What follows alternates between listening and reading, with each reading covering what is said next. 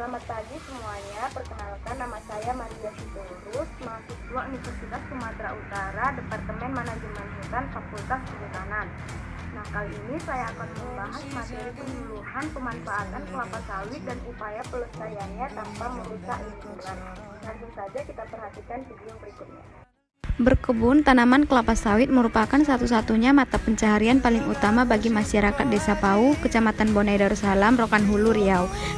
Di wilayah ini sendiri, luas perkebunan sawit ada sekitar 29.193,19 hektar. Kelapa sawit adalah kekayaan alam Indonesia yang masuk sebagai komoditas penting bagi perekonomian negara. Hasil produksi tanaman ini mampu mendatangkan segudang manfaat untuk pemenuhan kebutuhan manusia. Jadi wajar saja jika tanaman ini memiliki nilai ekonomis yang begitu tinggi dan sangat dibanggakan oleh masyarakat Desa Pau. Lalu apa sajakah manfaat dari kelapa sawit itu? Baik, ini saya akan menampilkan bagian-bagian utama kelapa sawit yang akan saya uraikan manfaatnya. Baik, pertama saya akan membahas mengenai manfaat batang sawit. Batang sawit dapat dimanfaatkan sebagai bahan baku kayu laminasi. Pada saat usia produksi sawit sudah habis, maka sawit akan ditebang dan menjadi limbah pada saat beremajaan atau replanting. Nah, agar limbah batang menjadi bernilai ekonomis, maka kita dapat memanfaatkan batang untuk bahan baku kayu laminasi yang digunakan sebagai bahan pembuatan furniture berkekuatan rendah. Manfaat lainnya ialah nira dari batang sawit bisa diambil dan diolah menjadi gula merah, dan seratnya dapat diolah menjadi bioetanol atau pelet pengganti batu bara.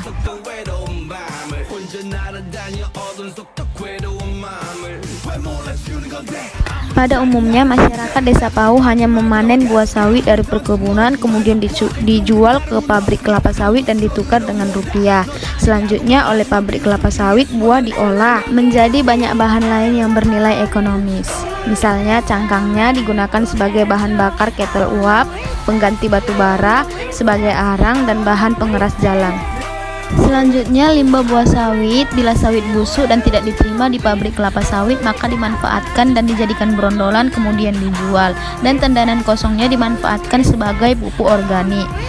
Selanjutnya, buah kelapa sawit dapat diolah menjadi minyak goreng, mentega, pomade, lotion atau krim, cat, dan pasta gigi. Untuk daun kelapa sawit, daun ini bisa digunakan sebagai atap, dan juga daun ini bisa diarit kemudian dijadikan sapu lidi, korek api, anti nyamuk, dan lain-lain. Upaya pelestarian yang dapat dilakukan ialah dengan mengaplikasikan teras gulut dan rorak yang dikombinasikan dengan lubang resapan biobori. Dengan pengaplikasian ini, maka dapat meningkatkan jumlah pelepah, jumlah tandan, rataan berat tandan, dan produksi tandan buah segar atau TBS. Upaya ini tentu saja sangat cocok dilakukan untuk pelestarian sawit tanpa merusak lingkungan. Upaya ini dengan pasti dapat pula meningkatkan ekologi melalui konservasi tanah dan air. Demikianlah video demonstrasi ini saya buat. Mohon maaf apabila ada kesalahan kata dan informasi. Akhir kata saya ucapkan terima kasih.